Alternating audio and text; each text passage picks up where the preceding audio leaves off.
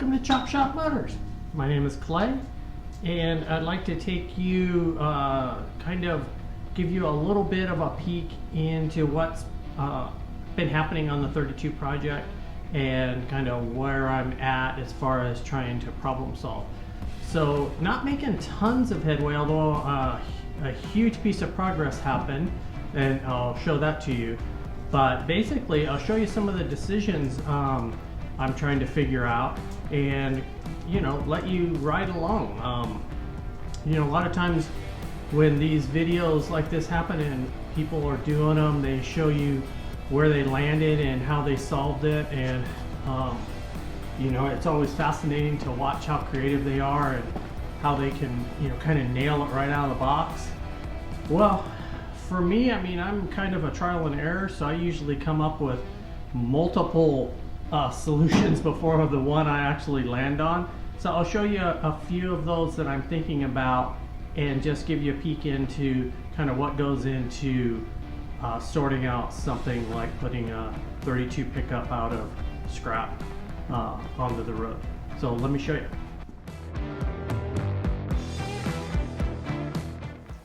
So the first thing that I'll show you is kind of my thoughts behind what I'm going to use for valve covers and air cleaner and what will fit with the Firewall. And it is it's kind of a compromise, or the decision between how much money do you spend, what kind of project are you trying to get to, and what do you have in inventory that you were always planning on using on this project. So when I look at this, I'm super jazzed. I like the look of the big Cadillac air cleaner and the painted valve covers. And I instantly run into some issues. I've had this air cleaner for a long time. I bought it eons ago. I've used it on a couple vehicles. But the last time I tried to put it on something, I couldn't clear the firewall. I have my assistant who's parading around bugging me. Mr. Winston's in here. So I tried to put it on and it hit the firewall. And that is because a factory Cadillac air cleaner has the hole farther forward. It's originally an oil bath. This one uses a 4-barrel bottom plate on it to make it so it functions as an element style, and it works really well, but the air cleaner gets moved back as compared to the middle of the motor. So if you look at the motor right now, it's pretty centered, which is where I need it to sit, but if you'll notice, the hole in the air cleaner is way forward. So I'm trying to figure out what you want the look to be. I'm sort of thinking this is a hot rod that was built around 66-ish. That's about the newest part that's on it. So I'm thinking, what's a young pop back in 66 who has access to wrecking yards and the stuff's out there and can put something together? What's it going to look like? And maybe doesn't have unlimited funds. So a Cadillac air cleaner fit the bill. This one is going to require really cutting it up and doing a bunch of modification to really get it to be what I want it to be. So I went ahead and bought an aftermarket one, which I think is produced by Moon. I didn't buy it through Moon, but I think that's who the original producer of it is. And it's on a slow boat, so it's been a few weeks since I ordered it, but apparently it's going to get here someday. But the car's not ready to drive anyway. And it is the same dimension as this one, except it's centered. So the hole is moved back, and the bottom plate fits the bottom of the air cleaner so that it'll put the air cleaner in the middle of the motor. I think it's going to work much better. It's going to give me that same look. I wanted to use the original, but I didn't really want to destroy it modifying it and spend all the, I would have had a ton of hours in it, and so this was a better solution. Air cleaner wise, I was gonna go my plan was to go with painted, and then you see some of the aftermarket air cleaners, and they're just so cool. I mean, the Fentons are really neat, but they're $1,000 a set. There's Hildebrandts, which are like, I mean, I saw a set for like $3,000. I'm like, oh, this isn't that kind of a project. So I was looking at some Thunderbird valve covers, which fit could find them in a wrecking yard kind of mentality, and they just continue to creep up in price. And they're, every time I come across them, they're always just a little more than I feel comfortable spending, and I didn't really want to spend $300 or $400 on a set of valve covers. I've got a lot of parts to buy for this old jalopy to get it on the road. So I think the core motor has these Ford stamped Ford valve covers, which have the letters embossed. A lot of them are smooth or things of that nature. I think I'm going to go with the Ford valve covers. I think I've got a nicer set than this, and if not, I'll have to straighten these. I'll do those, and I'll do the Cadillac air cleaner. I'll paint them to contrast whatever color I paint the motor, just to break it up just a little bit, pretty much like they would have originally. And that is the solution for the valve covers and the air cleaner, unless I stumble across some really cool Offenhausers or something that aren't, I don't know, $500. So that's that piece. Then we get to the Firewall. The Firewall is kind of rough, but it's savable.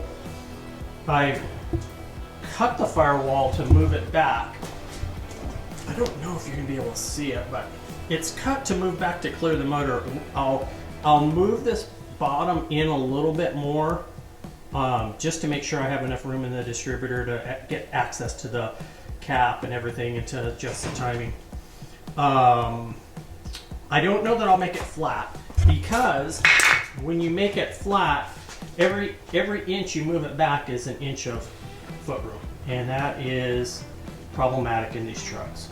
So that is kind of where I'm at.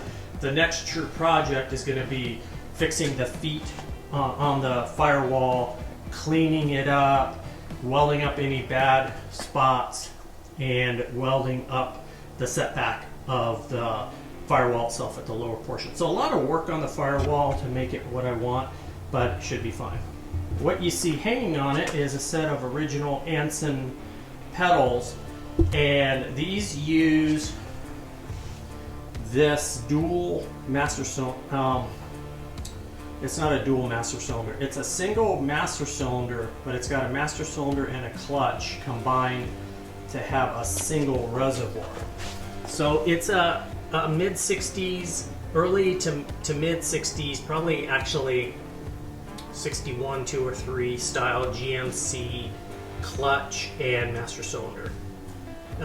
Still available. I'm going to rebuild that one because I like the cool vintage chrome top on it.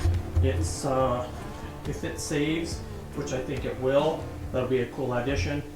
It fits the original Anson chrome pedals kind of nicely, so that's more or less that solution. Then you can tell I'm in the mock-up stages because I'm really trying to see how pieces all fit together. So we come back to the Falcon T10. So would have been a 64, has a stock shifter, doesn't have a Hurst shifter on it. The tricky part is, even though the shifter right here is as far forward on the transmission as it can go, it's still pretty far back compared to where the seat for the truck is going to be. This truck is tight, and so it's not a solution that I have an answer for, but I'm going to probably have to build a shift rod, which gets tricky because it has this lever for the reverse lockout in it. I'll have to modify a shift rod to get it so it clears the seat and moves in towards the middle of the truck a little more. Right now it's just a little bit too close, and it's going to be tight. So that's a bit of a problem, but we'll get by it. The other thing I came across is I have a friend who he's had this forever, and it's a bomber seat, and I haven't seen it for a while, but I'm going to borrow it from him and see if it would work, and then I'll copy it and put 2 bomber seats in the truck. That's an option that's on the table, just to kind of give my shifter a little bit of room. So that's kind of what's going on here. I don't think, oh, the steering box is truly a saga of kind of trying to figure out what's going to work and what's not. So right now we've got a Saginaw box sitting cross steer, just held in place. I think that's what I'm going to end up using. I originally was going to use a 46 Ford, but it is a bit of a compromise at the back, and would still require multiple U-joints and things like that. So I'm going to go with the Saginaw style. That's what they call a Vega box, but it's the same as an early Nova 63. And I'll do more than likely 2 U-joints and a 53-6 mast jacket instead of the 46. I was, originally when I was all putting this together in my head, my plan was to use a 46, which should be around here somewhere. And it was cool, but the truck's gotten a little more hot roddy, and so I'm gonna go ahead and do 53-6 mast jacket with the wide bowl on it, and then I picked up a unknown, no name 3-spoke wheel, which was super rusty, and it cleaned up to mediocre, and so that's going to be the wheel for it. I went through my spare parts pile and had enough kind of adapter kit parts to make an adapter kit for it, so that's going to be that. Okay, let's show you the next piece. So here is the next piece. I went and I brought down the cab from the other shop, and that will allow all of these pieces that I've been explaining to you to get trial fitted, as far as how do they fit when things like a seat and a person is sitting in the cab, and where do your feet go for the pedals, and will the shifter work. All that stuff is cool to do on a bare chassis, but you really need to have the cab on it, or the body on it, to really nail it down, so it's so you can drive it and have it be comfortable. So this is the cab. This is a 33. It's got a firewall that is pooched out from the cowl a little bit. You can see right here. Right here is this 32 firewall would be here. This one comes out another 2 inches, gives you a little more leg room. We won't be using that. We're using the 32 firewall. So nix the leg room. But with a white block, we wouldn't have had any leg room anyway.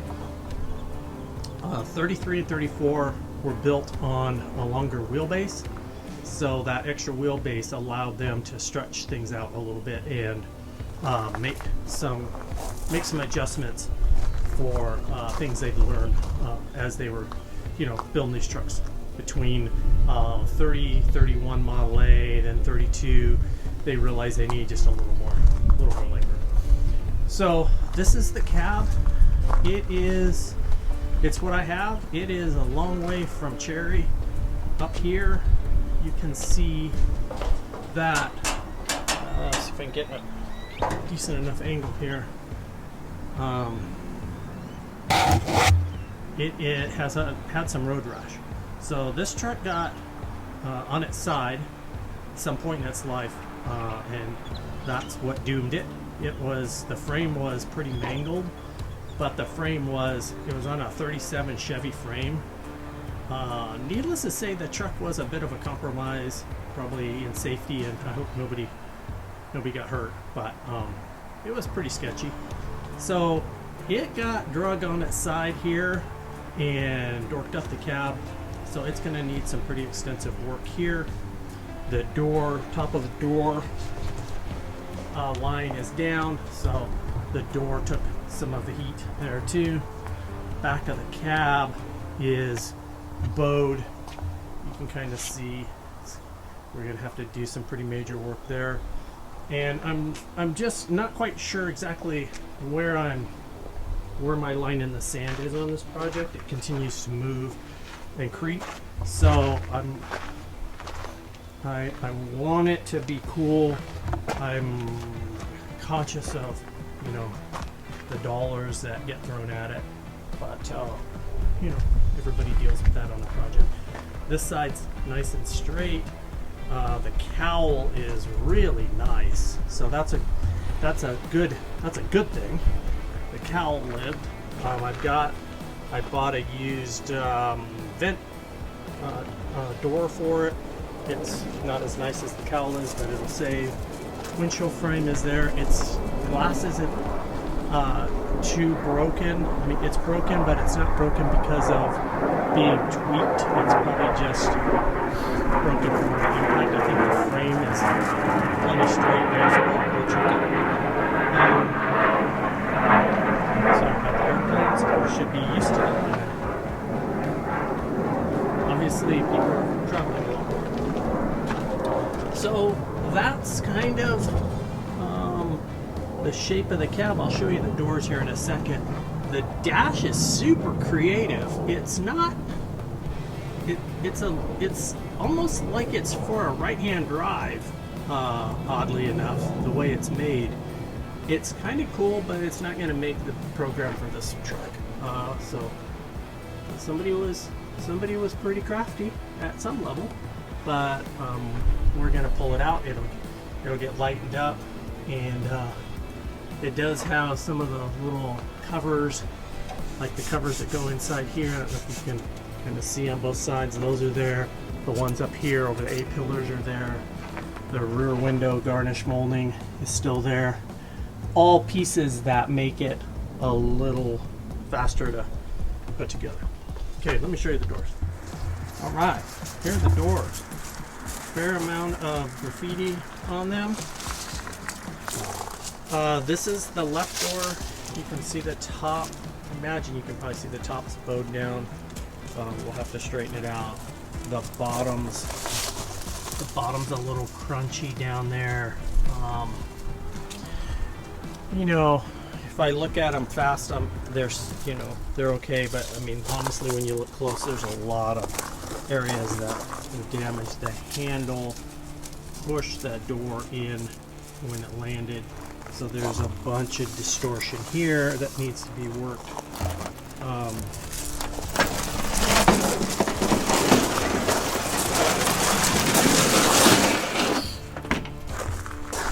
The top rail is badly damaged, and it looks like it was misused and abused even prior to the accident. The cover is gone. I have another one of those on order. This is what the cover looks like. It's a piece of sheet metal that goes over the top of the door. So this door is much nicer just because it wasn't the side that got dragged in the dirt. The inside of the door pretty bent up. It had some wood paneling on it, and so you know that is gone. The interesting part is it still has the window mechanisms and things like that, so hopefully I'll be able to get those pieces out, get them cleaned up, fix them. All that stuff is stuff I'd like to use again, just because I'd like to use the stuff that came with the truck, and we'll just start cleaning it up. It didn't have the inside covers over the doors, which I figured would be gone when I pulled the panels off. This door is substantially straighter